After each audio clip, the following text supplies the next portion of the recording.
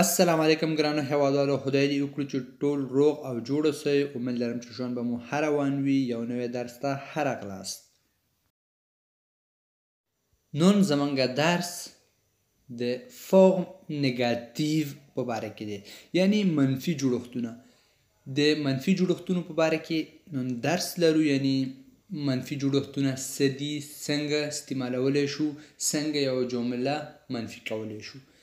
دلته شپږ قسم منفي جوړښتونه دي. فورم نگاتیو یعنی منفي جوړښتونه. لومړی نو پا، د نو او پا په منځ کې فعل اخلي. دویم نو پلو، دریم نو ژامې، څلورم نو پرسون، پنځم نو rien، شپږم نو نی نی. صحیح شو. د هر یو جوړښت خپله جدا تشریح غواړي. هر یو جوړښت په یو ځانګړی ویډیو کې تاسو لپاره تشریح کوم. په دې درس کې یوازې د نو پا په باره کې خبرې کوو چې نو پا په کلمه څنګه یو جمله منفي کولی شو. یوازې د نو پا په باره کې خبرې کوو او پاتې نور جوړښتونو په باره کې نورو درسونو کې خبرې کوو.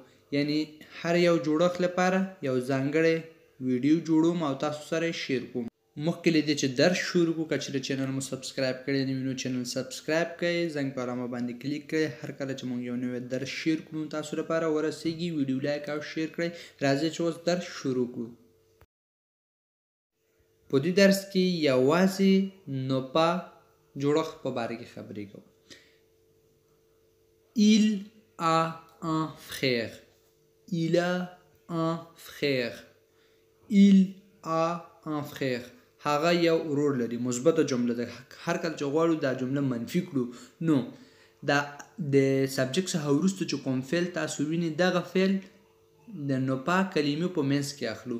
یعنی هر کله چې غواړو چې یو جمله منفي کړو نو پا جوړښت باندې یو جمله غواړو منفي کړو نو د سبجیکټ یعنی ضمیر څخه وروسته چې کوم فعل دی دا د نو پا کلمې په منځ کې اخلو. یعنی نو لومړی ضمیر لیکو، بیا وروسته نو کلمه لیکو او ورپسې بیا فعل اخلو، ورپسې پا، ورپسې نور جمله چې څومره وي هغه ټول اخلو. یعنی د اصلي فعل چې دی هغه د نو پا کلمې په منځ کې اخلو. دا طریقه ده. مثلا il a un frère، هغه یو ورور لري. د دې منفي حالت چې لیکو داسې لیکو il n'a pas de frère. Il n'a pas de frère. Il n'a pas de frère. هغه ورور نه لري. دویمه جمله وګورئ. Il a une sœur. Il a une sœur. Il a une sœur. هغه یو خور لري. منفي څنګه کوو؟ Il n'a pas de sœur. Il n'a pas de sœur. Il n'a pas de sœur. یعنی هغه خور نه لري.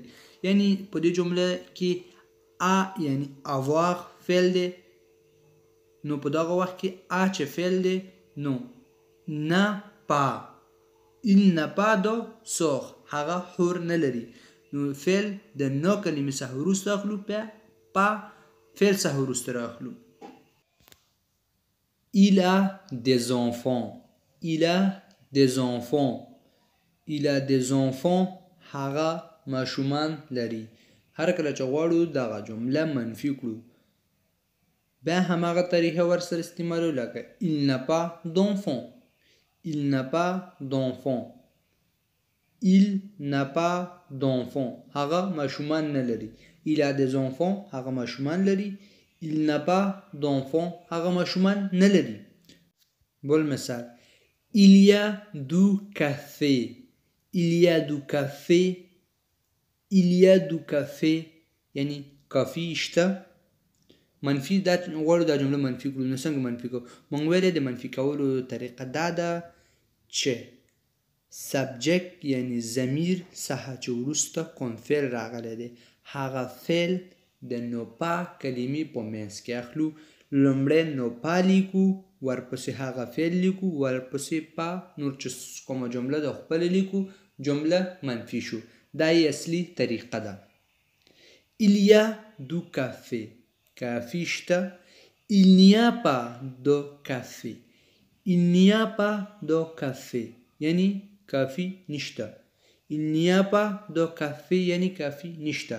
دلته چې مثلا نو کلمه چې د خپل اخر کې او لري دلته نه لري ځکه هر کله چې د هغه فعل لومړی حرف واول وي بیا ان اپوستروف استعمالو. هر کله چې د فعل لومړی حرف واول وي بیا نو پوزه ان اپوستروف استعمالو. لکه د ټولو مثالونو کې چې استعمال کو il n'a pas d'enfant il n'y a pas de café یعنی کافی نشته. ځکه دا ایلیا کې دا فعل چې د ایګریک چې دا چې د واول دی نو il n'y a pas de café یعنی کافی نشته. il y a de l'eau il y a de l'eau il y a de l'eau وبشته. il n'y a pas d'eau il n'y a pas d'eau il n'y a pas d'eau وبا نشته. منفی کې il y a d'eau وبشته مثبت جمله ده. il n'y a pas d'eau وبا نشته. il y a des problèmes il y a des problèmes il y a des problèmes مشکلات شته. il y a des problèmes یعنی مشکلات دي یعنی مشکلات دي. il n'y a pas de problème il n'y a pas de problème il n'y a pas de problème یعنی مشکلات نشته. il n'y a pas de problème مشکلات نشته یا مشکلات ندي. صحیح شو. je veux dormir je veux dormir je veux dormir زه غواړم ویده شم. دا چې منفي کو دلته فعل چې دی و یعنی ولوا غوښتل چې دی فعل دی همدا و کلمه د نوپا کلمې په منځ کې اخلو جمله منفي شو. je ne veux pas dormir je ne veux pas dormir je ne veux pas dormir زه نه غواړم چې ویده شم. il s'appelle Victor il s'appelle Victor il s'appelle Victor د هغې نوم چې دی ویکتور یعنی د هغې نوم ویکتور دی. دا چې کله غواړو منفي کو نو دا ساپل چې دی یعنی دا اپولي فعل څخه احصل شوی دی یعنی په حال جاري زمانه کې کنجوګیزون دی. دا ساپل چې دی دا مثلا اصلي فعل شو په دغه ځای کې نو دا د نوپا کلمې په منځ کې اخلو. il ne s'appelle pas Victor il ne s'appelle pas Victor il ne s'appelle pas Victor یعنی د هغې نوم چې دی ویکتور نه دی یعنی فرانسویان ویکتور تلفظ کوي او په انګلیش د انګلیش نوم دی ویکټر ورته وایي یعنی د هغې نوم چې دی ویکټر نه دی. il ne s'appelle pas Victor د هغې نوم چې دی ویکتور نه دی. tu aimes le chocolat tu aimes le chocolat tu aimes le chocolat یعنی تو شکلات خوښوي. دا چې کله غواړو منفي کو نو فعل چې دی ام دی. tu n'aimes pas le chocolat tu n'aimes pas le chocolat tu n'aimes pas le chocolat تو شکلات نه خوښوي. tu aimes le chocolat تو شکلات خوښوي. tu n'aimes pas le chocolat تو شکلات نه خوښوي. je ne mange pas ce soir je ne mange pas ce soir je ne mange pas ce soir زه نن ماښام نه خورم. je ne mange pas ce soir یعنی زه نن ماښام خوراک نه کوم. vous ne venez pas demain vous ne venez pas demain vous ne venez pas demain سبا تاسو مه راځئ یا تاسو سبا مه راځئ.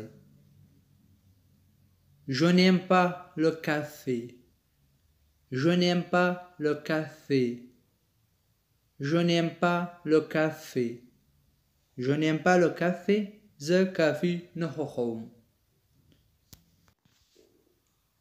اوس راځئ چې په راتلونکې زمانه کې یو څو جملې په منفي حالت کې جوړ کړو یعنی په راتلونکې زمانه کې څنګه یو جمله منفي کړو. هغه هم همدغسې طریقه ده. کوم فعل چې مثلا په راتلونکې زمانه کې کوم فعل موجود دی هغه لومړنی فعل د نوپا کلمې په منځ کې اخلي جمله منفی شو. Vous ne viendrez pas demain. Vous ne viendrez pas demain. Vous ne viendrez pas demain. تاسو به سبا ناراضی. viendrez venir فعل دی په راتلونکي زمانه کې. Vous ne viendrez pas demain. تاسو به سبا ناراضی. Je ne vais pas venir demain. Je ne vais pas venir demain. Je ne vais pas venir demain. زه به سبا ناراضم. Je ne vais pas venir demain. زه به سبا ناراضم. Je ne mangerai pas ce soir. Je ne mangerai pas ce soir. Je ne mangerai pas ce soir. زه به نن ماښام ډوډۍ نه خورم. یعنی زه به نن ماښام خوراک نه کوم. په دغه وخت کې مانژي یعنی فعل چې دی مانژوغې په راتلونکي زمانه کې فعل دی صحیح شو. همدغه فعل د نوپا کلمې په منځ کې اخلي جمله منفي شو. Je ne le ferai pas. Je ne le ferai pas. Je ne le ferai pas. زه به دا نه کومه.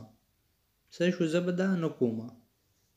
همداسې هره جمله که راتلونکي زمانه کې وي که تیر زمانه کې وي که حال زمانه کې وي نو فعل راخلي د نوپا کلمې په منځ کې جمله منفي شو. دغه مثال اوس په پاسې کمپوزي کې وګورئ. Je n'ai pas mangé. Je n'ai pas mangé. Je n'ai pas mangé. ما خوړلی نه دی یا ما خوراک نه دی کړی یا ما ډوډۍ نه دی خوړلی. مانژي je n'ai pas mangé. په دغه وخت کې د لومړنی کومکي فعل چې کوم یو دی مثلا پاسې کمپوزي کې مثلا ادغام واو د کومکي فعل په صفت راځي نو کله چې غواړو یو جمله په پاسې کمپوزي کې منفي کو نو همدغه کومکي فعل که چیرې ادغام وي که افواغ وي نو د نوپا کلمې په منځ کې اخلو او ورپسې کوم د فعل دویم حالت چې د هغه خپل لیکو لکه je n'ai pas mangé. ما نه دی خوړلی یا ما ډوډۍ نه دی خوړلی یا ما خوراک نه دی کړی. سوالیه جمله څنګه منفي کړو یعنی منفي سوالیه څنګه جوړ کړو. Tu veux manger. Tu veux manger. Tu veux manger. تو غواړې چې مثلا څه وخورې یعنی تو غواړې چې وخورې خوراک وکړې دا چې منفي کوو هماغه طریقه ده. لومړنی فعل د نوپا په منځ کې راخلو نور جمله ټول هماغه لیکو. Tu ne veux pas manger. Tu ne veux pas manger. Tu ne veux pas manger. تو نه غواړې چې وخورې. Tu ne veux pas manger. تو نه غواړې چې یو څه وخورې یا تو نه غواړې چې خوراک وکړې. دویمه جمله. Est-ce que tu veux manger. Est-ce que tu veux manger. Est-ce que tu veux manger. آیا تو غواړې چې څه وخورې آیا تو غواړې چې مثلا ډوډۍ وخورې خوراک وکړې. Est-ce que tu ne veux pas manger. Est-ce que tu ne veux pas manger. Est-ce que tu ne veux pas manger. آیا تو نه غواړې چې څه وخورې آیا تو نه غواړې چې ډوډۍ وخورې آیا تو نه غواړې چې خوراک وکړې. دا زمونږ درس امید لرم چې ورباندې پوه شوي یاستئ. که چیرې کوم مشکل لرئ یعنی په کوم موضوع باندې صحیح نه پوهیږئ تاسو کولی شئ چې په کمنټ کې راته ولیکئ او په راتلونکي ویډیو کې د هماغې په باره کې یو درس جوړ کړم. ویډیو لایک او شیر کړئ چې نور ملګرو ته هم ورسیږي. خپل نظر مو په کمنټ کې راسره شریک کړئ. تر راتلونکي ویډیو پورې په خدای مو سپارم. ښه وخت او ښه ژوند ولرئ. په مخه مخه.